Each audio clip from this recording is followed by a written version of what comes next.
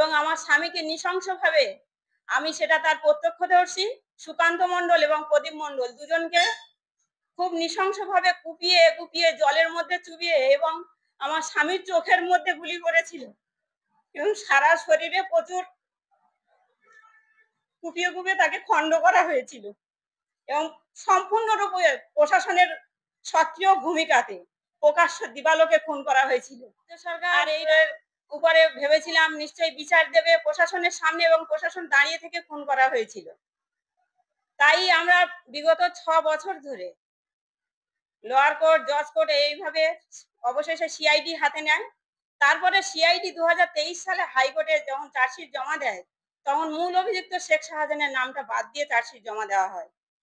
তার জন্য আমি রাজ্যের বিরোধী দলনেতার সঙ্গে কথোপকথন করে আমি হাইকোর্টের দ্বারস্থ হই। শেখ শাহজাহান এবং তার বাহিনী কাদের মোল্লা সহ তার বাহিনীর বিরুদ্ধে অভিযোগ ছিল, কিন্তু গত 6 বছর ধরে রাজ্য সরকারের বিভিন্ন হেনস্থার ফলে এবং মূল অভিযুক্ত শেখ শাহজাহান তার নাম বাদ দিয়ে দেওয়া হয় চার্জশিট থেকে এবং আমাদের রাজ্যের বিরোধী দলনেতা শুভেন্দু অধিকারী মহাশয়ের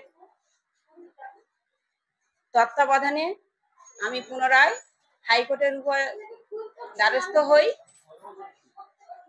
এবং মহামান্য আদালতের উপরে আমার বিশ্বাস ছিল।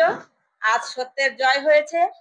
আমি চাই সিবিআই তদন্ত হয়ে যত শীঘ্র সম্ভব প্রকৃত অপরাধীরা চিহ্নিত হয়ে তারা যেন সাজা পায় এবং আমাদের যে 3 জনকে খুন করা হয়েছিল তাদের মধ্যে দেবদাস মণ্ডল আজও পর্যন্ত নিখোঁজ এবং তার বডি আজও উদ্ধার হয়নি।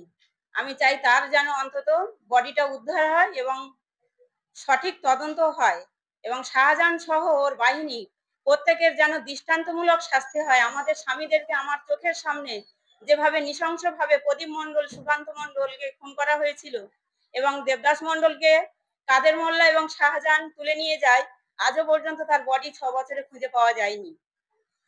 তাই আমি চাই যাতে সঠিক তদন্ত হয় এবং সিবিআই যত শীঘ্রই সম্ভব যেন আমরা সঠিক বিচারটা পাই।